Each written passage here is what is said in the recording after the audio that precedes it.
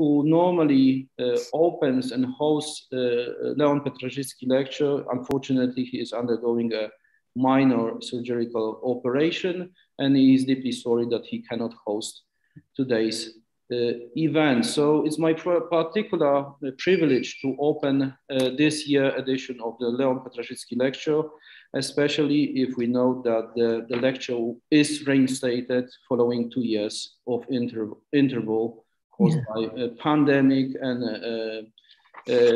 traveling restriction that was implemented later on. So we are privileged that our invitation was accepted for this lecture by Professor Marta C. Nussbaum. And if you don't mind, I will shortly introduce our distinguished professor. So Marta Nussbaum is an American philosopher and current Ernst Freund Distinguished Service Professor of Law and Ethics at the University of Chicago, where she is jointly appointed in the law school and the philosophy department. She studied theater and classics at the New York University, getting a Bachelor of Arts degree in 1969, and gradually moved to philosophy while studying at Harvard University, where she did receive a Master of Arts degree in 1972 and a Doctor of Philosophy degree 2 years later. She has a particular interest in ancient Greek and Roman philosophy, political philosophy, existentialism, feminism, and ethics, including animal rights. It's worth to mention that previously she taught at Harvard, at Brown, and at Oxford University. We have decided to pick up 3 books because Professor Nussbaum is the author of a number of books, papers, and contributions. And together with Dean Giaro, we decided to pick up and introduce at least 3 to give you an idea what was Professor Nussbaum dealing with. And we think that these 3 books has highly influenced academic debate in the Western world. And the first one is Fragility of Goodness, published in 1986, on ancient Greek ethics and Greek tragedy, which we think made Professor Nussbaum a well-known figure throughout the humanities. We would like to mention also the second book, which is Sex and Social Justice, published in 1998. In this book, Professor Nussbaum argues that sex and sexuality are morally irrelevant distinctions that have been artificially enforced as a sources of social hierarchy. So she claims that feminism and social justice have common concerns. I do think that also the book Hiding from Humanity, Disguise, Shame, and the Law is of great importance and should be mentioned here. In this book, Professor Nussbaum extends her work in moral psychology, and she claims that 2 emotions, shame and disgust, are legitimate basis for legal judgments. Unfortunately, I had no opportunity, I had no chance to get familiar with her latest books published that is available starting from spring 2021, which is Citadels of Pride, Sexual Abuse, Accountability, and Reconciliation. And I'm looking forward to reading that. Same applies for the book that Professor Nussbaum is expecting to receive, expecting to publish in December 2022, which is entitled Justice for Animals, that partly explain the subjects of today's, this year lecture, which is Justice for Animals, Practical Progress Through Philosophical Theory. So Professor Nussbaum will deliver a lecture for circa 50-55 minutes. Then we can proceed with the Q&A session. So please feel free to raise your questions on the chat. We will try to gather them, and then Professor Nussbaum will address them in Q&A session. So Professor Nussbaum, once again, thank you that you have accepted our invitation, and the floor is yours. Well, thank you very much. It's an enormous honor to be invited to give this distinguished lecture. And I'm very sorry that I can't do it in person, but I hope to visit Warsaw in the near future. So this is indeed a kind of overview of some of the arguments of my book, which will be out in December. Animals suffer injustice at our hands. The cruelties of the factory farming industry, poaching and trophy hunting, assaults on the habitats of many creatures, and innumerable other instances of cruelty and neglect. Human domination is everywhere. In the skies, where migratory birds die in large numbers from air pollution and collisions with buildings, actually right outside my window that's going on now. And obviously on the land, where the habitats of many large mammals have been destroyed almost by repair, but also in the seas, where marine mammals die from ingesting plastic. Addressing these large problems requires dedicated work and effort, but it also requires a good normative theory to direct our efforts. I'm going to argue that an approach based on my version of the capabilities approach is the one we need, and I'll show how it directs our efforts better than rival approaches. So section number 1, justice as thwarted striving. So what is injustice? Here are some stories that will yield an intuitive picture. My examples will be only the smallest sample of what can befall an animal and only a small sampling of animal kinds. I will pair 2 descriptions, one of the animal going about its own life, flourishing, and another of the animal brought to grief by wrongful treatment. Because non-human animals are so often treated as mere objects, not as individual sentient beings, and because one aspect of that thing-like treatment has been the refusal of a proper name, scientists today insist on giving proper names to the individual animals they study. So I follow that practice here, taking names from both fact and fiction. Let me then introduce you to 3 particular animals. Virginia is a sensitive female elephant in Kenya, described and named by elephant scientist Joyce Poole in her memoir, Coming of Age with Elephants. Hal Whitehead is a great whale scientist, especially focused on whale song, so I've given his name to a humpback whale who is very proficient at singing, one of a group I observed from a whale watching boat near the Great Barrier Reef in Australia. No fictional pig is more imperious and more striking than Empress of Blandings in the novels of T.G. Woodhouse, the noble black Berkshire sow in superb condition who wins many medals. So the mother elephant, Virginia's story. Virginia has large amber eyes. When she hears music that she likes, she stands very still and her eyelids droop. Joyce Poole spends her days with the whole matriarchal group and finds that Virginia, smaller than the oldest matriarch, Victoria, has a particular fondness for Joyce's singing.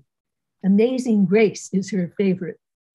Often, however, Virginia is on the move, covering huge tracts of grassland, her feet padding noiselessly across the floor of Kenya's Amboseli National Park. Her new baby elephant walks beneath her belly, sheltered by that enormous maternal frame. Elephants are wonderful mothers, highly protective of their young, and even known to sacrifice their lives to save young elephants from danger. Now consider something that might happen, that often does happen.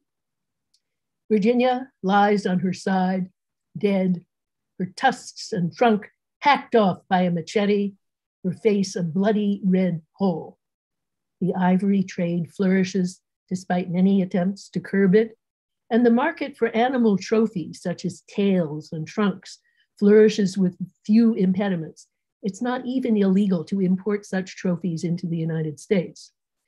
The other females gather around her and try vainly to lift her body with their trunks. Eventually, giving up the effort, they sprinkle earth and grass upon her body. The baby elephant is missing, taken very likely to sell to some commercial zoo, often in the US, that's not too particular about origins. So second, the humpback whale, Hal's story. Our small whale watching boat cuts through the choppy surf off of Australia's Great Barrier Reef.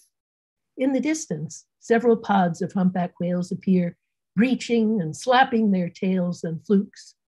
Their huge backs gleam in the sun. One of them is Hal.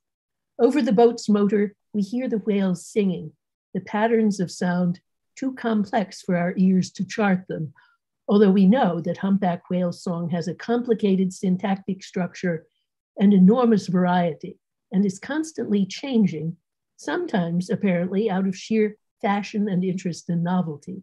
A variant that originates here may make its way to Hawaii in a year's time as whales imitate one another.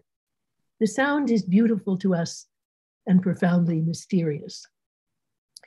Now look at a different possible Hal, washed up, dead on a beach in the Philippines. His once healthy frame is emaciated. Inside, researchers find 88 pounds of plastic trash, including bags, cups, and other single-use items. Another whale, similarly choked on plastic, was found to contain in the refuse a pair of flip-flops. Hal has starved to death. Plastic gives whales a sensation of fullness, but no nutrition. Eventually, there's no room for real food to enter. Some of the plastic in Hal's stomach had been there so long that it had calcified, turned into a plastic brick. He will not sing again. And third, the sow, the story of Empress of Blandings. Empress of Blandings, as I said, is a noble black Berkshire sow of enormous size, cared for as a favorite companion on the estate of Blandings Castle. She loves her trough, where appetizing food is always offered her by her human caretaker, Cyril Wellbeloved. When Wellbeloved has to go to jail for a short time for drunken and disorderly conduct, however, she begins to pine and loses her appetite. Her human family, especially the very pig-oriented Lord Emsworth, worry helplessly about her well-being, tempting her with various treats, but all in vain. But by a stroke of good fortune, Jamie Belford turns up at Blandings, and his skill at hog calling, a kind of song to hogs, learned during a period of work on a farm in Nebraska, brings the Empress back to her usual high spirits. She eats with gusto, making, quote, a sort of gulpy, gurgly, plobby, squishy, wafflesome sound that delights Lord Emsworth. Shortly thereafter, she takes her first silver medal at the 87th Shropshire Agricultural Show in the Fat Pigs class. Now, imagine a very different life for the Empress. Instead of flourishing among the kindly people and fostering surroundings of Blandings Castle and the gentle world of P.G. Woodhouse, where all beings are treated with love and humor, the Empress has the bad fate to be living on a hog farm in Iowa in the early 21st century. Now newly pregnant, she has been thrust into what's known as a gestation crate, which is a narrow metal enclosure the size of her body, with no bedding, floored with slats of concrete or metal to allow waste to descend into sewage lagoons below.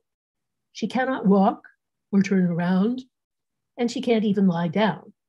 No kindly hog caller speaks to her. No pig-loving humans admire and love her. No other pigs or other farm animals greet her. She's just a thing, a breeding machine. Most of the approximately 6 million sows in the United States are on factory farms, and these crates are used in most states, though they're banned in 9 states and several countries. Sows in gestation crates show loss of muscle and bone mass from lack of exercise. They exhibit behaviors such as bar biting and tongue rolling, indicative of boredom and frustration. One type of frustration is being forced to defecate where they live, because sows, usually very clean animals, normally choose to defecate far from where they sleep and eat. Another is deprivation of all society, for pigs are highly intelligent and social animals. Though the use of crates is supposed to be justified on the alleged grounds that sows who are not confined in this way will fight one another, this specious argument simply assumes that the sows could not possibly be given enough space to go and come and move as they choose. In a poignant allusion to the fact that pigs are not mere automata, but have a characteristic form of life, the Pew Commission on Industrial Farm Animal Production recommended in 2008, quote, the phase out within 10 years of all intensive confinement systems that restrict natural movement and normal behaviors, including swine gestation crates. Well, many years later, it has not happened. These stories summon us both to compassion and what I have elsewhere called transition anger, that is an anger that is not backward-looking and retributive, but forward-looking and constructive. We feel that is outrageous and it should not happen going forward. But why do we react this way? What do the three stories have in common? First, in all three cases, we're aware that we're dealing with a sentient being, a creature who feels pain, who perceives, who has its own perspective on the world. Second, the creature is trying to live, and to live a life characteristic of an animal of that kind. That's what the good stories bring out, describing a flourishing life for each animal. But third, the animal's striving for flourishing has been deliberately thwarted, and it's been thwarted by conduct that is either wrongfully deliberate or negligent, wrongfully negligent. So these are, for me, the basic intuitive ingredients of injustice, the wrongful thwarting of a sentient being's striving. Section 2, 3 flawed approaches. Now, let me examine 3 prominent philosophical approaches that have been directing practical and legal efforts to combat injustice toward animals. I confine myself to Western philosophy, and I don't delve back very far into its history, where late Platonism in the works of Porphyry and Plutarch makes striking contributions to thinking about animal rights. As for non-Western thought, I simply note that Indian Buddhist and Hindu philosophy has rich resources for defending the rights of animals, and an Indian court has recently declared animals to be persons under Article 21 of the Indian Constitution, which makes it illegal to deprive a person of life or liberty without due process of law. So the first flawed approach is one that I call the so like us approach. It's based on the traditional idea of a scala naturae, a ladder of nature with humans securely at the top. Users of this approach, in particular legal thinker and activist Stephen Wise and his non-human rights project, argue that a small group of creatures who seem to them to be very like humans in intelligence, especially great apes, but also he includes whales and elephants, should count as persons in law and should receive various protections on the grounds of their likeness to humans. It was used recently in the US unsuccessfully to argue for the transfer of a group of apes from an experimental facility to an animal sanctuary. There are many problems with this approach. First, it offers nothing for the sufferings of so many creatures who are deemed not sufficiently like us. Indeed, by offering similarity to humans as the decisive reason for good treatment, it positively discourages attention to the predicaments of other animals. Second, it is deeply flawed empirically and lacking in curiosity, not willing to investigate the manifold forms of intelligence and cognitive complexity in the animal world.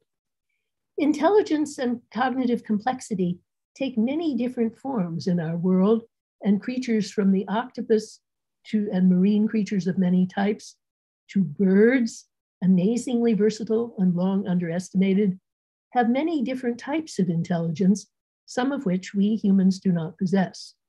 Birds can navigate over huge distances by picking up on magnetic fields, a sensory apparatus we lack. Dolphins can determine what is inside an object they approach by their sensory capacity for what's called echolocation, perceiving by the reverberations that come back from the object. A surprising instance, a captive dolphin became aware of her trainer's pregnancy before the trainer herself was aware of it. And the dolphin signaled it to her. And then she went and got a test. And yes, she was pregnant. So nature does not present a ladder. It presents instead amazing horizontal variety, each creature having the capacities suited to its niche and form of life. Third, it values animals for the wrong reasons, because of us, not because of them. It's narcissistic and complacent, first assuming our first place value, and then conceding that some few other creatures manage to attain value by likeness. But each animal's goals are its own, and its life is its own. Now, second, and I think much more adequate, is the utilitarian approach, which began with Jeremy Bentham's clarion call to concern in a famous long footnote in his Introduction to the Principles of Morals and Legislation, 1789. Bentham's overall view holds that the only good thing is pleasure, and the only bad thing is pain. In a footnote, he insists that animals are just as vulnerable to pain and suffering as humans are, and that the day will come when our harsh domination over animals will seem just as heinous as, says he, the slave trade now does to right-thinking people. He's somewhat exaggerating the degree to which British thought had progressed by that time, and totally ignoring atrocities in the United States. Just as the color of a person's skin should not be a reason for differentially bad treatment, says Bentham, so too, quote, the villosity, that's the hairiness of the skin, and the curvature of the os sacrum should not be reason for the brutal oppression of animals.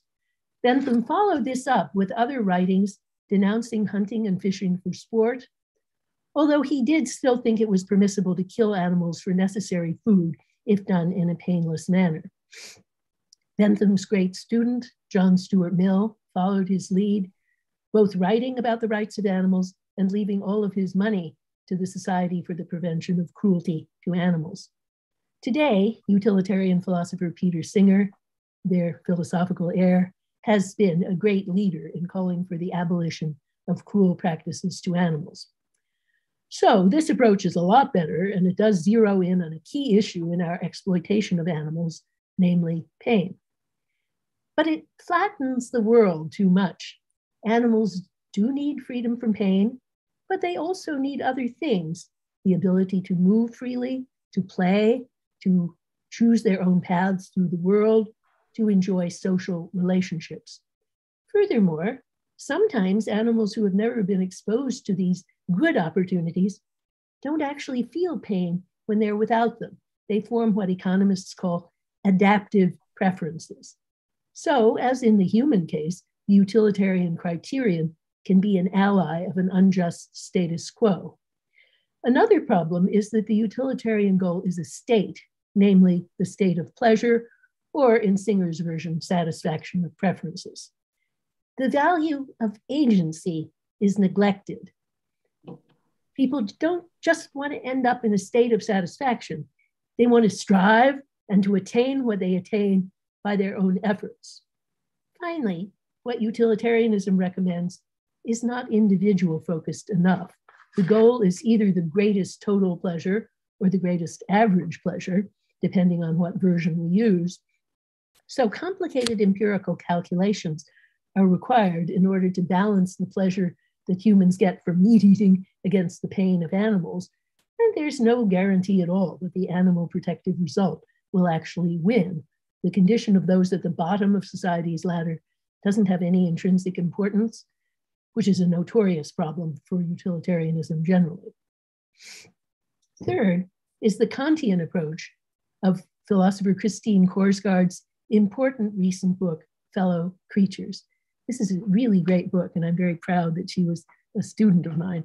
This approach does better still, developing an attractive account of what it is to treat an animal as an end rather than a means. In many important respects, its practical recommendations dovetail with my own. Korsgaard diverges from Kant, who held that animals are just property that we may use as we please, and develops a promising approach using both Kantian and Aristotelian materials. But Korsgaard clings too much to Kant to satisfy me. She insists that humans are the only creatures capable of normative thinking and self-direction, and that for this reason, the other creatures can only be what she calls passive citizens, not active participants in indicating, signaling what justice is for them. I think we should criticize this argument both empirically and normatively. Human ethical capacities are part of our animal heritage, and we share them to a greater or lesser degree with many animals. Moreover, it doesn't make normative sense to me to conclude that a creature not capable of ethical thought cannot be an active citizen. Creatures of many kinds, including human children and people with cognitive disabilities, lack the Kantian moral abilities, and yet we do consider them active citizens, allowing their preferences to be heard when laws are made, even though in many circumstances they will have to be represented by a guardian. Why not say the same about animals? Section 3, the capabilities approach, striving and forms of life. So let me now turn to my own version of the capabilities approach. As an approach to justice in the human world, it holds that a minimally just society will provide each and every citizen with a threshold level of 10 significant capabilities. Capabilities are substantive opportunities for choice, not just inner abilities or abstract potentialities. As an approach to justice for animals, my approach holds that all sentient creatures, that is, all who have an internal subjectivity, a point of view on the world, a category that I believe includes all vertebrates and some invertebrates, ought to have the opportunity to live a flourishing life in accordance with the characteristic life form of their own species. So let me now elaborate, and now there will be subsections. Subsection A, a virtual constitution. In the human case, the capabilities approach supplies a template for constitution making. The list has both content and a tentative threshold for each item. A nation aiming at minimal justice can consult it and also consult its own particular environment and history and frame its own list with more locally specific accounts of each of the major capabilities on the list. For two reasons, this approach to the other animals is not possible at present. First, the other animals often roam across national borders or occupy regions of air and sea that are not the property of any single nation. So a national constitution is not enough to protect migratory species. Second, there is not anything like sufficient political will in most nations of the world to enact such protections anytime soon. Right now, however, or therefore, this capabilities approach aims to supply a virtual constitution to which nations, states, and regions may look in trying to improve or newly frame their animal protective laws. It's my hope that over time, this virtual constitution can increasingly become the object of a Rawlsian political overlapping consensus, both within each nation and across national boundaries. This will take time and work. So too does the task of framing and protecting human rights. Still, this flexible approach permits nations to stride boldly ahead without waiting to get a global consensus. The basic goal is that all animals would have the opportunity to live lives compatible with their dignity and their striving up to a reasonable threshold, and with exceptions for self-defense and the defense of others. Subsection B, lists and lives. Ideally, we should learn enough to make a separate capabilities list for each type of creature, putting on the list the things that matter most when it comes to survival and flourishing. In effect, the list is really made by the animals themselves as they express their deepest concerns as they try to live. The people who can be trusted to record the unheard voices of animals are people who have lived with a given type of animal for years and with love and sensitivity. Ideally, there should be a group of such people for each species because any individual is fallible. These guardians and listeners should know individual animals within the species in all their variety and know the obstacles each creature faces and what interventions prove helpful. That means, of course, a huge number of different lists. However, I believe that if we focus on the large general rubrics of the list for humans as it exists now, it offers good guidance as a starting point in virtually all cases. Now, please show the capabilities list on the screen? Is it showing? I can't tell whether it's showing or not. Oh, here it is. Okay. Okay, so here's the list, and you can maybe scroll down a little so everyone sees the whole thing. That should come as no surprise, since the capabilities list captures, in effect, the shared terrain of vulnerable, that's good, vulnerable striving animality that each species inhabits in its own way. All strive for life, for health, for bodily integrity, for the opportunity to use whatever senses, imagination, and thought are characteristic for that kind of creature. Practical reason sounds at first too human to be a good guide, but really it isn't. All creatures want the opportunity to make some key choices about how their lives will go, to be the maker of plans and choices. Affiliation is crucial for all animals, though its types vary greatly. All seek to relate well to the world of nature around them, and this usually includes members of other species as well as members of its own. Play and fun are not peculiar to humans, as researchers increasingly understand, but key aspects of animal sociability. And all animals seek types of control over their material and social environment. If there are other large rubrics pertinent to animal lives that the human list omits, I haven't been able to think of them yet, but would be totally open to expanding the large rubrics of the list if any should be convincingly brought forward. Now, please take the list down. People are bound to worry that such a list is going to be anthropomorphic, verging on some of the errors of the so like us approach. I understand this charge, but I think it's mistaken. The list was made up not by thinking about what's distinctively human, but thinking in very general terms about vulnerable and striving animality, a topic Aristotle already addressed in the small work on which I wrote my doctoral dissertation in 1976, namely on the motion of animals. In that work, he proposes what he calls a common explanation for why and how animals move through the world to get the things they need, allowing for significant variations at the species level, but insisting that at a general level, we find a common pattern. I think that's right, though we must always be on our guard against obtuseness or self-privileging perception. Sometimes the common explanation will include items within the finer rubrics of the human list that appear at first not to matter to the lives of animals. Consider freedom of association and freedom of speech.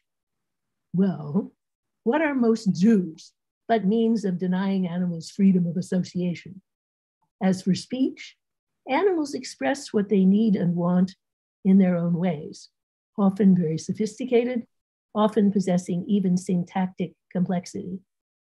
Under formal US law, freedom of speech pertains to many forms of expressive activity anyway, not just to words on paper. Why then should this legal category not be thought to include the ways in which animals speak? It certainly could, if only animals had legal standing in the first place, as by now they do in about 4 countries in the world and all in Latin America. It's not that they don't speak, it's that we humans usually don't listen. Animals are not free to speak, however, when their complaints are ignored, when information about conditions in the factory farming industry are systematically screened from public view, when even human allies of the afflicted pigs and chickens are prevented by what are called ag-gag laws, that is, laws restricting reporting about gagging, in other words, restricting agricultural reporting about these conditions. Freedom of speech is hugely pertinent to animals, and it's important for exactly the reasons that John Stuart Mill, a defender of animal rights, gave when he defended free speech and on liberty. Free speech gives information we need to make our society better. It challenges complacency and smugness. It brings forward unfashionable positions that deserve and indeed require a hearing. Some finer rubrics of the human list matter to animals in a slightly different way. Some of the specific subcategories may seem inappropriate to animals, Think, for example, of freedom of the press or political participation. However, let's pause and think again. Animals do not write newspaper articles, but the free circulation of information about their predicament is a crucial part of their good in this world where humans dominate all animal lives. Just as the Great Famine in China was not known even to now for a long time because of the absence of a free press, so too restrictions like those ag-gag laws prevent information about animal suffering from getting out into the public domain where action can be taken. To be sure, the articles and books will have to be written by humans, and the videos will have to be photographed by humans, but they matter for and in the lives of the animals whose voices of complaint they record and whose intolerable conditions they display. Much the same is true of political participation. Most animals, though often political enough within their own species group, have little interest in political participation in the human-dominated world and are unaware of elections, assemblies, and offices. Nonetheless, what happens there matters hugely for them.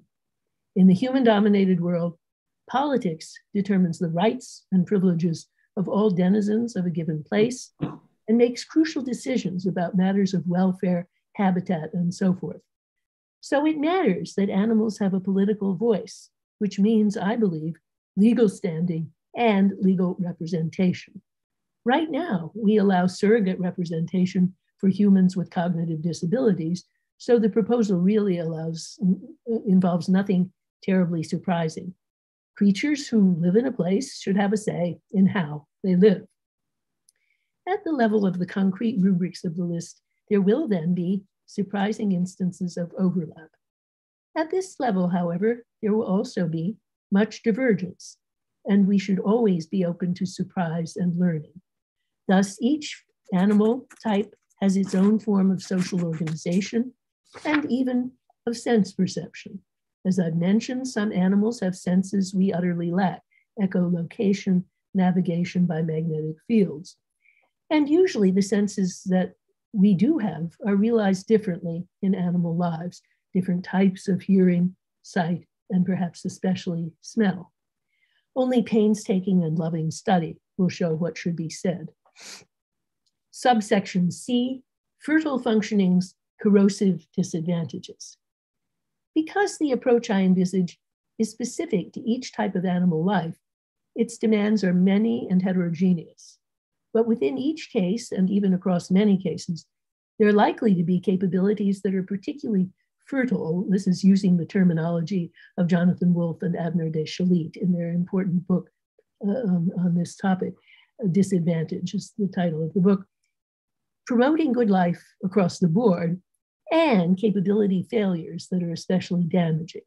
For all animals, subjection to arbitrary human violence is what they call a corrosive disadvantage, whether it takes the form of whales' vulnerability to harpooning, elephants' vulnerability to poaching, female pigs' confinement in gestation crates, or a dog's vulnerability to a so-called owner's cruelty and neglect. Another corrosive disadvantage everywhere is environmental pollution, which causes lethal conditions, whether of air or water, for many species, and depletes their habitats. So the opposite of those ills, ban on cruel practices and a dedication to environmental cleanup, will prove fertile functionings, enhancing capabilities across the board for many animals. Subsection D, species members are individuals. So far I've talked about a list for each species of animal. But for animals, as for humans, each individual creature should be treated as an end. And animals are individuals, not just numerically, that is, each single one matters, but also qualitatively. Each species member is subtly different from every other. People who live with companion animals know that the personalities and preferences of their companions are highly individual, and that what is good for one dog or one cat is not necessarily good for all. But we usually fail to notice this variety in the case of animals with whom we don't live. But people who do live with a given type of animal recognize and emphasize these differences. Each baboon, each elephant is a member of baboon or elephant society, but each individual also has a unique way of inhabiting that world. So too with every type of animal that we've been able to study. But if each individual is both separate from others, having its own life to live, not anyone else's, and qualitatively different in some ways from others, isn't it a mistake to frame the lists as centering around a species form of life? Isn't that to deny each animal's uniqueness? Isn't it obtuse or even objectifying to speak of the dolphin or the dolphin form of life, rather than to create a separate story and list for each individual dolphin? For example, for Fungi, the beloved dolphin in Dingle Bay, Ireland, whose disappearance in October 2020 has caused widespread distress. The inhabitants of Dingle came to know Fungi over the decades as a dolphin with a unique personality, quirky, oddly solitary for a dolphin, atypically social toward humans. Why wouldn't Fungi's uniqueness be obliterated by my approach based on the species? All law is general, but good law is based on a knowledge of many particulars and can be revised when new particulars come to light. Moreover, the list is a list of capabilities, opportunities, not mandatory functions. The opportunities it creates can be used by different individuals in different ways, or even not used at all if the animal doesn't want to use them. Capabilities are entitlements. People typically do not think that human rights reduce all humans to a cookie-cutter model. They're spaces within which varying individuals are free to choose. I think it's the same story with each type of animal. We study communities belonging to a given species, and remember that species is a rough term for what's common to various populations, not a metaphysical entity. We then frame a list, then the qualitatively different species members can use those entitlements each in their own ways. Fungi is different from every other dolphin, but the capabilities that protect dolphins in general will also protect him and be used by him in his unique way. He doesn't have to socialize with a large pod if he doesn't want to, perfectly free to hang around the coast. And if one day he decides to go off in search of a larger pod, he's protected in that choice too. And that is actually one possibility for what happened to him, although given his relatively advanced age, death is another possibility. That's how the approach respects individual creatures, by creating protected spaces for them to seek flourishing, each in their own way. Through future judicial specification, the lists will get refined. And if people who live with and care about that type of animal were to protest that the list is incomplete or restrictive, it can always be changed. One more point, part of the goal will often include interspecies relationships. There are some animals whose lives are pretty much wrapped up in the life of their kind. Elephants do not seem to rely on robust relationships with other species as a crucial element in their good, although that's not to say that a friendship across the species barrier might not arise under suitable conditions. But there are other animals whose form of life is far more relational across the species barrier. Dogs, cats, most horses, and farm animals who are not being tortured. These animals cultivate relationships with one another, and they all seem to seek and need relationships with humans. So this simply gets built into the list that we would make for each type of creature as a desired goal. Reliance on a species norm does not imprison the creature within its own species. And finally, section 4, practical implications. In a way, the practical applications distinctive to this approach are obvious. Show respect for all forms of life, not just those that seem like ours. Don't focus only on pain, look at the whole form of life. Many zoos don't inflict pain, but they do thwart, in many cases, the animal's characteristic forms of activity. And don't treat animals as merely passive recipients of a handout, but allow their intelligent strivings and expressions of preference to determine the course of legal actions. To return to my three stories, my approach would mean strenuous efforts worldwide to stop poaching and the abduction of young animals. It would mean an end to the whole factory farming industry in the short term, and in the long term, an end to our reliance on killing animals for meat in favor of synthetic meat grown from stem cells, for example, without killing. In Hal's case, it would mean a concerted effort on the part of all humanity to reform our heedless behavior with regard to plastic trash and aggressive cleanups to remove the plastic that's already out there. So I'll end this lecture with just one detailed example of legal implementation of the spirit of my approach, a happy harbinger of what may be or become a new era in law, in the form of a remarkable 2016 opinion by the United States Court of Appeals for the Ninth Circuit, in a case called Natural Resources Defense Council Incorporated versus Pritzker. And I should say that's not the Pritzker who's the governor of my state of Illinois, it's his sister who was Secretary of Commerce at the time. The US Court of Appeals for the Ninth Circuit ruled that the US Navy violated the law in seeking to continue a sonar program that impacted the behavior of whales. To some extent, the opinion is a technical exercise in statutory interpretation of a law called the Marine Mammal Protection Act.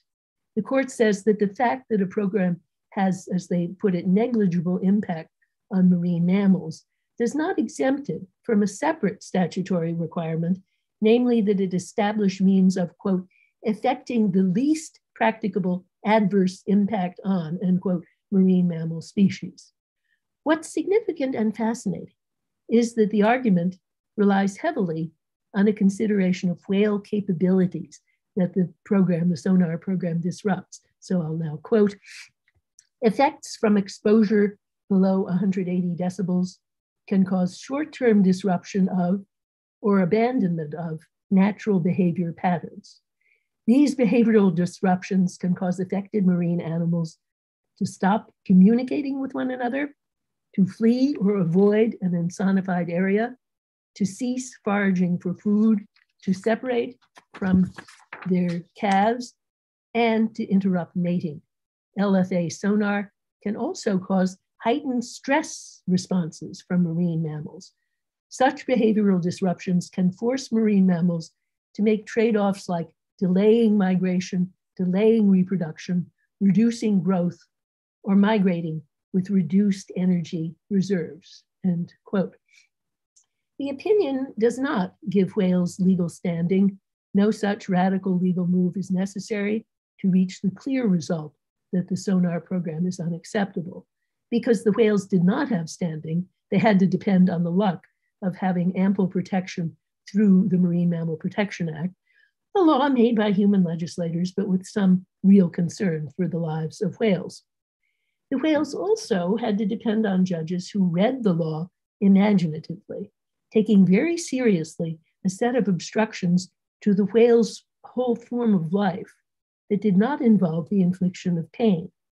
The opinion, written for a unanimous 3-judge panel by Judge Ronald Gould, who sits in and has long lived in the state of Washington, where whale watching is a common pastime, concluded that obstructing a characteristic form of life activity, even without pain, is, quote, an adverse impact, end quote.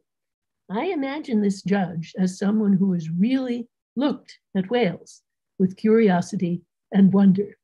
But whether he or his clerks have really gone out whale watching, the opinion displays ethical and imaginative attunement of a type increasingly seen in coastal areas of the US, perhaps especially in the Seattle area above all.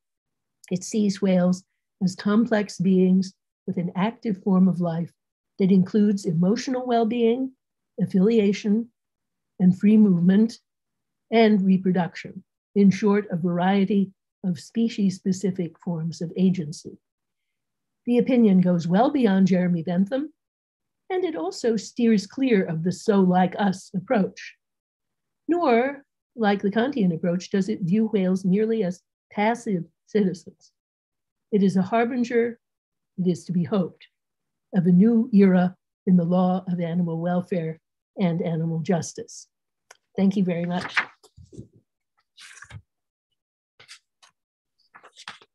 Thank you, Professor, for a very inspiring lecture and conversation. So please, if there are any questions, because during the lecture I didn't notice any questions and comments and intervention on the chat.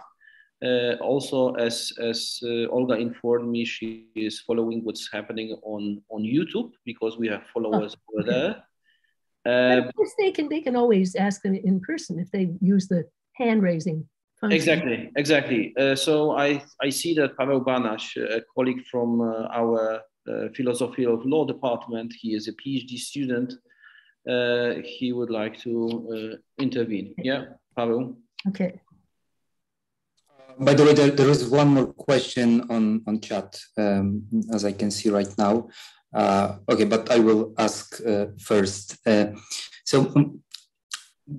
you. That was very interesting lecture, and I would like to ask you about legal standing, because as I understand it, you advocate for granting non-human animals, for example, whales, the standing to sue in their own right. And as I see it, that requires that an animal, an individual animal, has some sort of representative or a guardian. Because it's difficult to understand how this would work. So my question is that I wonder, what do you think, how it should be decided who that guardian actually should be? If I may develop a little bit. So, for example, there is this famous case of New Zealand environmental persons, like the famous case of Taurawera, where representative, the legal guardian, consists of Tuhoe people. So those people who are deeply connected with Taurawera, who understand Taurawera, who are actually a part of Taurawera. So they are very good candidates for guardians of Taurawera. And my question is, who is a good candidate for a representative of a guardian of a wild animal? Who understands that animal well enough?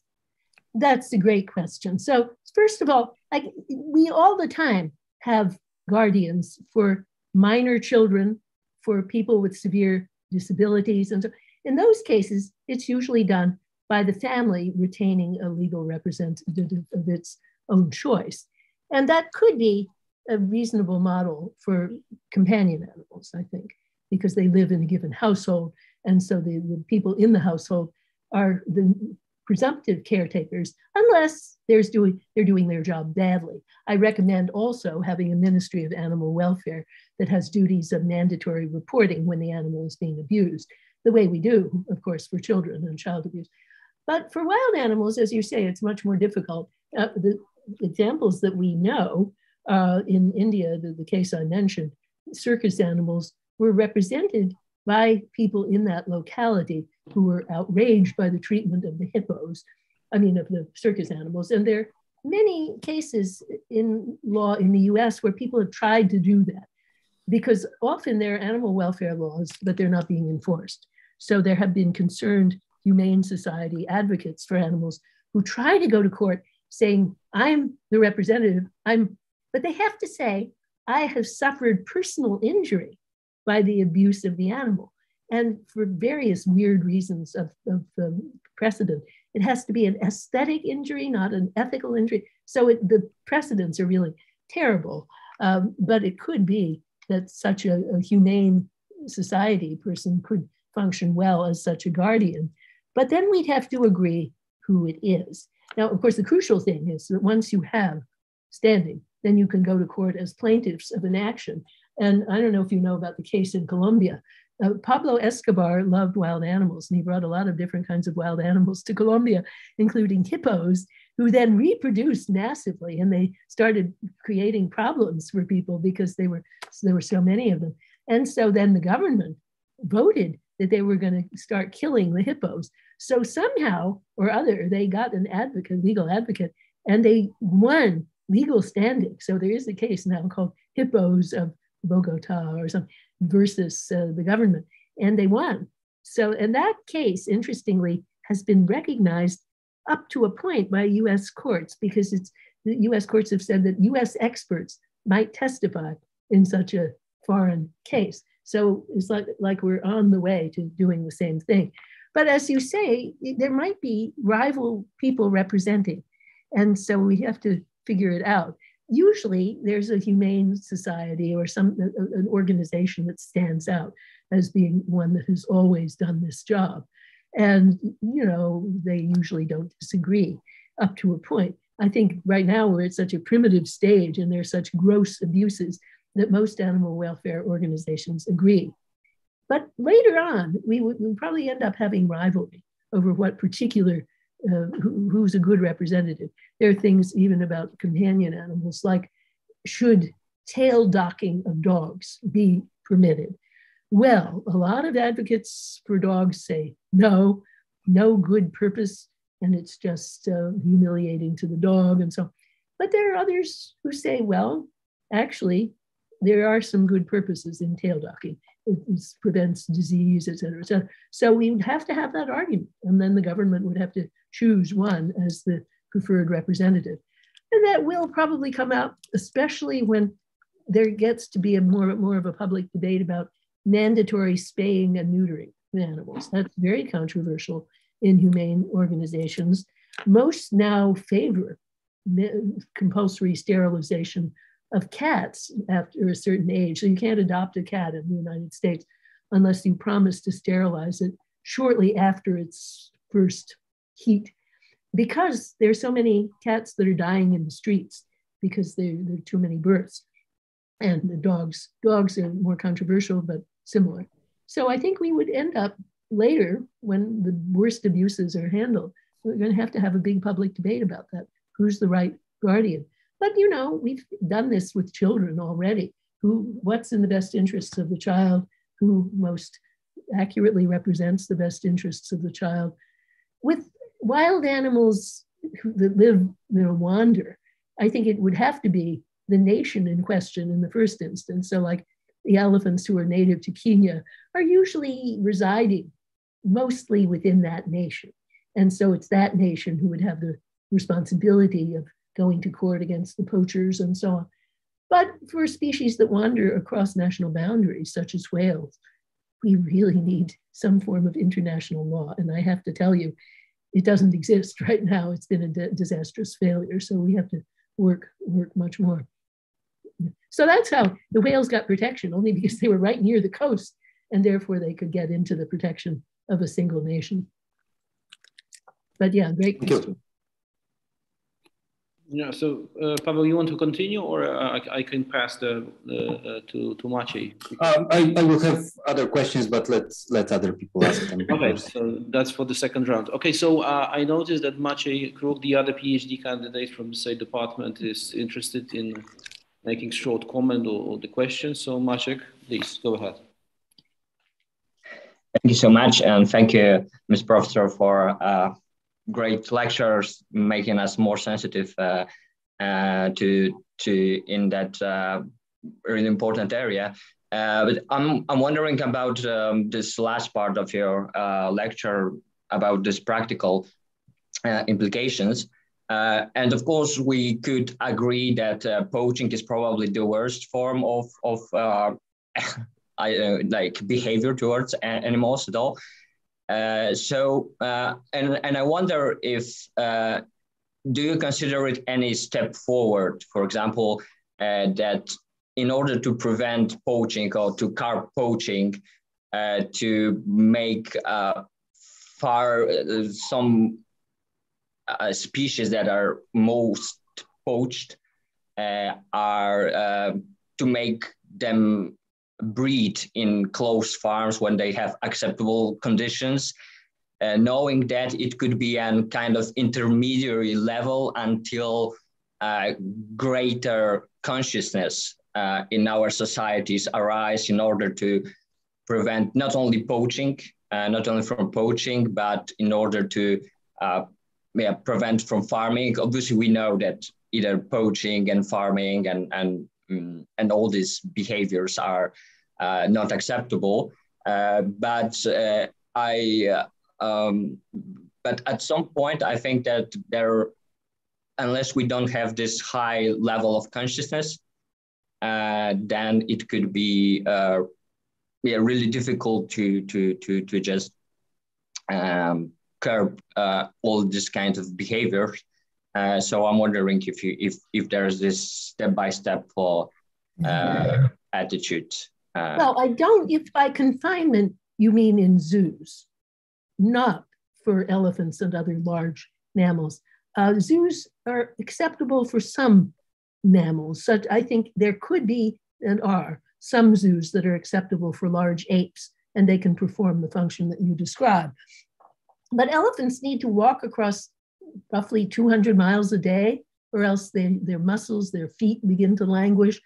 So the alternative, in the case of elephants, would be to have a national wildlife reserve, such as in Africa exists and in Botswana, where in a way it's enclosed, but it's very, very large. It gives them a chance to lead their own way of life. And so that's where most of the elephants in the world already live. So where does the poaching come from? Now, the thing about poaching is that at least there's an international consensus that it's very, very bad. With factory farming, there's not that consensus at all. So I will turn to that later. But with the poaching, the problem is that these are international criminal enterprises that bring in a lot of money. And right now, China actually collaborates with that by disguising the ivory as old ivory and allowing people to, reap great profit by selling newly killed ivory under the description of old ivory. There's a film called The Ivory Game, which is actually a very good depiction of this. So until we deal with it at the market level, the point of sale, it's just not going to stop. Now, some African nations, therefore, have felt the best thing to do is just to burn all ivory that they have, just destroy it. But of course, there's still ivory on the elephant. Interestingly, elephants have begun to evolve with smaller, or in some cases, no tusks. So evolution is stepping up and doing some of the work. But the elephants with wonderful, magnificent, large tusks are still great targets, just like a valuable jewel will be a target. And there's insufficient police power in these nations. I mean, I've traveled in Botswana on safaris, and the trouble is, they have their army, then there's the Namibian army, and they're policing the border. But I guess they just, they don't manage to control all the illegal gangs. Controlling an international criminal enterprise is very, very hard. It's hard for drugs, and it's hard for poaching, and so it just hasn't happened yet. So I do agree that more protection of animals on these reserves is a good thing, but without actually putting them behind bars in a zoo, it's not going to stop the international criminal enterprise. But behind bars is really unacceptable. So I think they just have to step up and do the job they're doing better, but we know that that's going to be very hard. But changing the world's attitude toward ivory, making it undesirable to the buyers is certainly part of it. And negotiating with China to try to get them to crack down on this illegal sales of ivory is another important part of it. Now, with factory farming, there is some progress in Europe, to be sure, restricting the most terrible forms of it. In the United States, I'm afraid the factory farming industry, the big business agriculture industry, is so powerful that no candidate for office can be elected to national office without playing games with them and dodging around their objections. I had a friend who was nominated to be secretary of the Office of Information and Regulatory Affairs under Obama. And they found out that he had once said that hunting for sport should be banned. And immediately the American Farm Institute, which is big business agriculture, said, oh, well, he must not be confirmed. And they tried to hold up his Senate confirmation.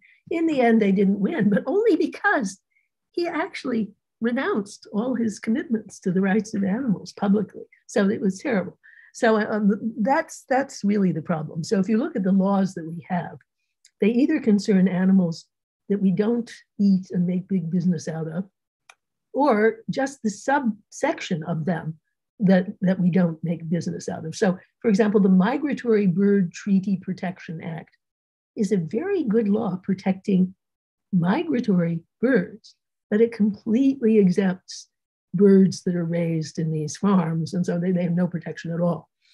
And the there's a nationwide Animal Protection Act that does the same thing. Animals we eat just have no national protections.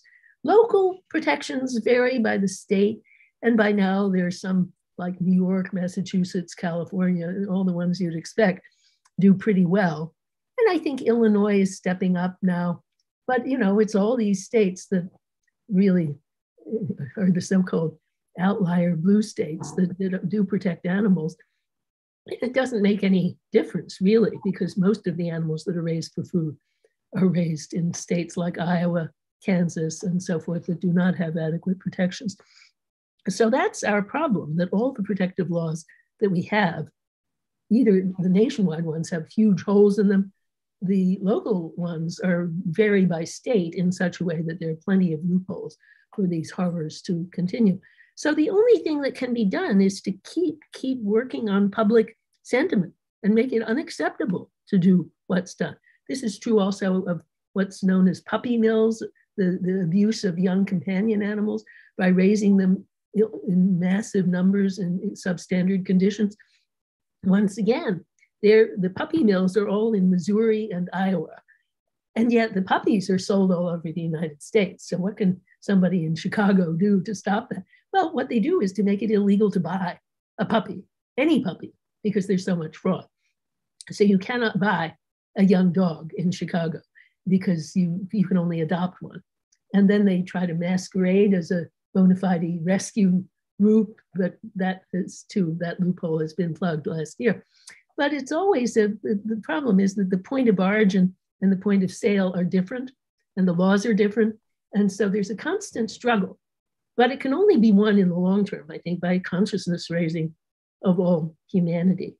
And of course, companion animals are already behind bars, so to speak, but that doesn't really help them if people are willing to buy one that's full of, you know, that has been abused in the very mode in which it is given birth to and grows up in its early days, because it's already infested with many, many diseases. Anyway, those are just some of the problems. Okay, thank you. And the next question is in line, posed by Andrzej Elżanowski. So do you want to ask it in person? Yeah, okay. So Andrzej, could you please introduce yourself because you are not from the faculty? Yes, yes. Hello, Professor Nussbaum. I am a philosophizing biologist who used to teach your theory, actually. I taught animal ethics and I used your capabilities approach, and so I am familiar with it. And I appreciate it. I appreciate it along those lines that this is an approach that allows me to relate to science, basically to define those capabilities in terms of science, of scientific knowledge, on science which informs ethics in a way. This is my favorite approach to the relationship between science and ethics. However, I would say a little critically that so does equal consideration of interest by Peter Singer, and so does, for example, animal rights theory by Alistair Cochrane. This is my question here on the chat about how your theory relates to Alistair Cochrane, who also defines animal rights in terms of their interests, of their particular interests, which can be defined scientifically as well.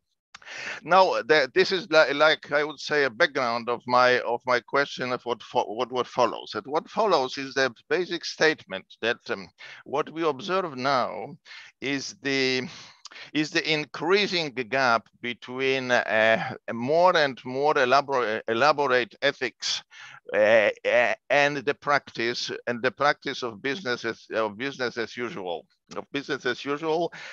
Basically all lay ethics. I'm not going to discuss any sort of religion-based ethics because this would lead us nowhere. But I mean that all lay ethics, utilitarianism or animal or deontology or rights, basically agree that the present situation, the status quo of treatment animals, is totally unacceptable. This is absolutely horrible.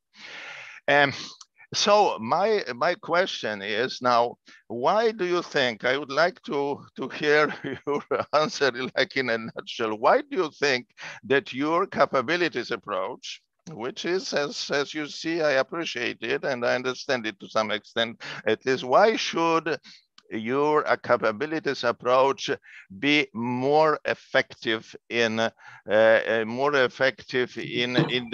practical progress, as you called it? Why should it be more effective in convincing politicians and general public to the basic change of ethical views? That's what I see as a basic question, because I admit I am a bit pessimistic, and I think that ethics is not really this critical factor of change. We can elaborate our ethical theory endlessly, basically, and it's not going to change very much the attitudes, the public attitudes. So this is my elaborate question. So thank you, and excuse me for a bit long question. Obviously, people have to start thinking about the ethical issues.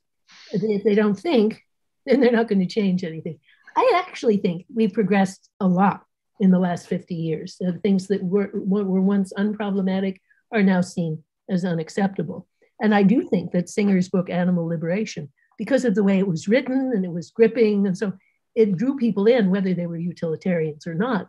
It drew them into the topic. So that's what I'm trying to do with my book, but with a better theory, I think, because after all, there are things that Singer just ignores, like the need of animals for different society of members of their own kind, et cetera, et cetera.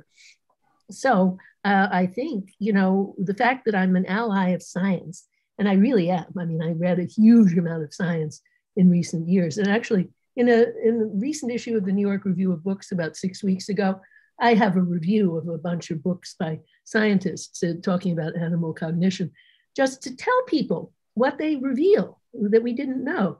And I think the more people know about what scientists are finding, then they can't say the things they used to say, such as brute beasts, et cetera. I mean, people used to think that there really is a huge gulf between humans and animals, that animals have no capacity for symbolic cognition and so on. And they also thought that some types of animals, for example, birds, were completely blank slates. They had absolutely no intelligence. They can't get away with that any longer. We know too much. So getting people to know what is known about not just the familiar animals, dogs and cats and so on. And notice that when people live with dogs and cats, they do support ample protections for them. Those are the animals that are really protected. But then they don't know about birds, and they don't really know about marine mammals and so forth. So that's the struggle, to get people to know the facts. And I think the scientists, all hats off to them, because they've written beautiful books, sometimes with pictures, sometimes without pictures. And it's just so great to see these pictures, and then of course films that are connected with that. So there's so many teaching tools available, mostly by the scientists, but I just supply a little bit of ethics. But I'm glad to see the scientists citing my ethical views. That's really great. And then I think once people realize what these creatures are and what they're capable of, then it becomes much harder for them to keep up these practices of domination. I mean, look, something that was as deeply ingrained in the British way of life as fox hunting has now been banned. And there are many other things. So we need to do much more, but we are, I think, making progress. And I think it's through the imagination that we make progress. We're lucky to be in a time when kids don't have to go on an expensive safari to be face to face, so to speak, with large, wonderful animals. They can see movies, they can see videos, and so teaching tools are everywhere. And I think this makes a big difference. I think that what we now know about whales is it's percolated into ordinary consciousness. So the big enemy, I think, is profit. The profits of the poachers, illegal, but the legal profit of people who exploit animals for meat. But here again, science comes to the rescue, because now that we can have lab-grown synthetic meat, it isn't very easily available yet. What is available is this soy-based fake meat, which some people like and others don't like it. I don't like the taste of meat anyway, so I don't really have an interest in that. But that is already making an impact, the fake meat, because it's a healthier diet. It's being marketed as a healthy diet. And it's interesting that these companies have suddenly become very profitable. So profit is turning around. And once the synthetic stem cell meat is available, that will be better still, because we don't have to say this is fake meat and pretend that it really tastes like the Impossible hamburger, you know that? So we don't have to pretend it's sort of like a real hamburger. So I think we're getting there, but it's a long road, and we really need the scientists, and the scientists who are willing to devote part of their time to public representation of their profession and what it's learned. And really, scientists have done so much better about that than philosophers have. Most philosophers don't spend much time addressing the general public. And I've tried to do that from time to time, you know, like every few years when I finish doing some big project that was a lot of intellectual fun. But then I take time off to write something as a public service, like my book on liberal education was that kind of thing. Now, this book is a kind of combination, because it really is a lot of hard philosophical work, but it's also got these narrative features, and it has a lot of science in it. So I'm hoping that it will grab a public audience. Can't tell, we just have to hope. But the books of, for example, Frans de Waal, and I love his books, you know, the Dutch primatologist who writes about chimps and bonobos and so forth. His books sell very well, and they really have influenced people a lot. And he's graciously written a blurb for my book, so we'll see what difference that makes. And I'm going to try hard to promote the book through public appearances, podcasts, et cetera, et cetera. And we can just never know in the book trade what is actually going to happen. But I hope that will just be one of many impacts. But the books that scientists write are even better in a way, because they show you what we know. And books about fish, books about birds, all species.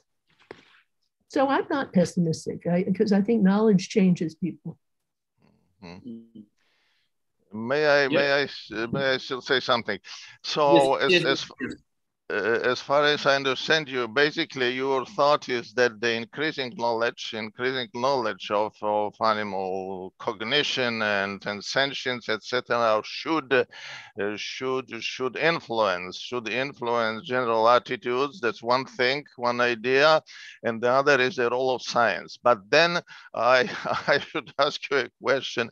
What about this scientific community, which is the one who really discovers, who really promotes new knowledge about animal intelligence and sentience, and the same community which is strongly opposed, and hardly any community more in the world than the US scientific community, who is so vehemently opposed to animal protection in research in science. Basically, as you may have noticed, all improvements in animal protection, in concerning the control of animal experimentation, come from the outside pressure, come from social concerns about animal experimentation, and those precisely who know it better, who discover all those no capabilities. To use your language, they are not terribly impressed, and they are not interested in allowing those capabilities to flourish. Okay, so this is my additional pessimistic comment. Sorry. I mean, things have changed there too. Tom Beecham has a new book written with David DeGrazia, charting new developments in the U.S. situation. The Nuffield Commission in Britain also, but it is a problem. Now, I have a chapter in the book called Tragic Predicaments, because I think this area we get things that have the shape of a tragic dilemma, where it looks like there are two wrongs before us. We either, in this case, we either neglect research that could actually bring great good to humans and animals, or we do it, but then we inflict pain and other bad things on the animals. And I think that Hegel was just right, that when you have a dilemma like that, the thing you should do is try to imagine a future in which this dilemma would be aufgehoben, some solution like, well, he thought the modern liberal state removed the dilemma of the Antigone between personal religion and the public good by building in a space for personal religion in the public good. So what would that be like in the case of experimentation? Well, I think it's easy to imagine it. It's the increasing use of computer simulation in experimentation. We already have computer simulation everywhere in medicine. Most surgeries are done with heavy use of computer modeling. And so the more and the Nuffield Commission even says, we should first of all prefer a solution that doesn't involve animals at all. And so, of course, in the short run, we may still be stuck with cases where we're going to do that. But I think the long-term goal, and it should be in not that long, pretty short-term goal, is that all of this would be done through computer simulation. Actually, there are reasons to think that experiments done on rats and mice are not very accurate in modeling human predicaments. So it'd be much better to have a good computer model. And I think the scientists are increasingly seeing that. Thank you very much, Professor Nussbaum. Yeah, thank you, Andrzej. So, Professor, if you still are fine with your time schedule, I see that the Paweł Banaś, who is not a PhD candidate, but he's our colleague from the department, he holds his PhD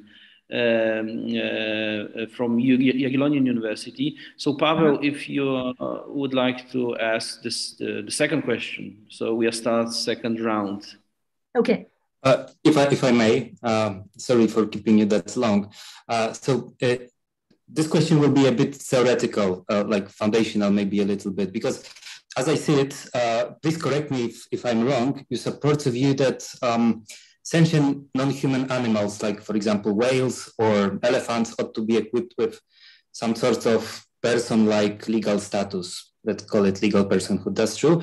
And my question is, like, do you think that sentience is a sufficient or necessary feature for recognizing something as a person-like type of entity? Because, well, my question actually is that if attributing something with a person-like status, like legal personhood, may serve efficiently when it comes to realizing some purposes related to environment conservation, why should we care about sentience? Maybe there are some non-sentient beings that can also be well protected if we attach some sorts of legal personhood status to them. Okay, that's my question. Okay, well, first of all, of course, we have to define sentience. And I think what it comes to is having a point of view on the world and having a subjective awareness of a set of goals that you're trying to realize. Well, I have a whole chapter on this, so this is very brief. But now then we have to experimentally determine which animals actually have that. And it used to be thought, oh, well, it's only a few. But now it's generally agreed that all birds have this. People used to deny it to birds simply because they have no neocortex. So they thought, oh, well, no neocortex, no sentience. But birds evolved by a different route. It's what's known as convergent evolution. So they come to the same point by a different route. And they do indeed have sentience. Fish were really debated. And some people still think that fish don't have sentience. So I spend a lot of time on that in the book. Victoria Braithwaite has a very good book called Do Fish Feel Pain? Now, of course, pain is not all of sentience. It also means having subjective perceptions of the world and sight and smell and hearing and so forth. But if you want to test it, pain is often very useful to test because animals change their behavior quite dramatically in response to pain. So the experiments that have been done on fish, I won't go through the detail of them, but they have satisfied most scientists that fish really do feel pain. Not all fish, but what are called teleost fish, the bony fish. Cartilaginous fish like sharks, no, actually not clear, because they will actually do weird things like eating parts of their own bodies and so forth. So anyhow, you know, we just keep learning and we keep trying to find out things. And right now, I would say the bony fish do have that. Cephalopods, most of them do, like octopi and squids. Crustaceans, not so much. It's not clear. Insects, pretty well, I mean, I would say not, but there are people who differ from that. But the important thing is not the conclusion, but it's the argument, because we might learn new things that would make the same argument apply differently to new creatures. So why is that important? Because I guess my intuitive idea of justice, being a subject of injustice, is you're trying to live. You're a being who has a point of view on the world. There's someone inside, so to speak, and you get thwarted. So then what about the ones who don't have that? Well, it doesn't mean we should simply ride roughshod over them and destroy them all. There could be other reasons, not reasons of justice. Reasons of justice are not the only kind of reason. So I do argue at some length that plants are not subjects of justice. But that doesn't mean that we don't have a lot of other reasons to protect plants: overall environmental reasons, scientific reasons, aesthetic reasons, but also the instrumental interests of human beings and sentient animals. So, I mean, in short, we might figure out that we have not the reasons of justice, but we have other kinds of reasons. But we should always be flexible and open-minded, because we've changed our minds so radically about birds and fish that we may change our minds again. So that's basically what I think. But I'm one of the ones who thinks that sentience is an important boundary line in nature. And there I do agree with the utilitarians. I agree about the boundary line, not about, as it were, the manifold different things that are above the boundary line. But, you know, there are other people, and in the Human Development and Capability Association, there are colleagues of mine who really don't think that way. And they really think rivers are persons. And so this is what you're asking about. I just think we have to keep having these arguments. And I want, you know, my book to open up a space of argument and let me see what the arguments are. One of my really best former students, Jeremy Bendick-Kamer, is writing now about my work, but he thinks that if I argued better, I would recognize the personhood of things like rivers and trees and so on. So, you know, we just have to have the argument out and see where we land. And it's one of the most important debates that I think we can have. Yeah. Great, thank you very much. Thank you, Pavel. Thank you, Professor, for your excellent talk. That was kind of inspiring for our small society. But as Olga reported me, there were a couple of colleagues who also followed the lecture on YouTube. So thank you very much indeed for participating in our Leona Petrażyckiego lecture. We keep our invitation open for you to visit us on the spot in Warsaw in the near future. And what we can also do, we do promise that once your book is available on the market, we will definitely do some propaganda and convince people here in Poland to get familiar with your ideas and inspiring. Oh, that's great. And I don't know how much translating into Polish you do, but there are already, I think there are about 8 foreign translations that are already signed up, but not Polish. So it would be nice to have one if that's something that you think would promote it. That Simon & Schuster is the publisher in New York, but yeah, it is already in final proof, but it's just being delayed because of 2 things. They have, like everyone, supply chain problems, and labor problems. But they also want to release it on International Animal Rights Day, which is December 6th. So anyway, that's when it will be released. And yes, thank you. I hope to be in touch with you further about how I can promote it and help your efforts. Definitely. Your book being translated into Polish is an option. So we can continue a discussion also on that with you or with your yeah, assistant. well, you have to really buy the rights from the publisher because I don't own those rights. But in any case, what I usually do to make it more appealing is to say I'll write a preface for the nation. And then when I do that, I mean, right now I'm writing the Japanese preface for creating capabilities. And I recently actually wrote a preface for the Russian translation of Political Emotions. Boy, that was quite a task to write something that they could actually publish without being persecuted, but that actually said what I wanted to say. But anyway, this is the sort of thing I do because I think it helps sell a book where there's something original contributed by the author. Definitely, definitely. So, professors, once again, thank you very much for participating in the Leona Petrażyckiego series. Hope to see you soon. Well, thank you very much. It was a great honor, and I really enjoyed it very much. They were great questions. Thank you. Okay, guys. Bye-bye.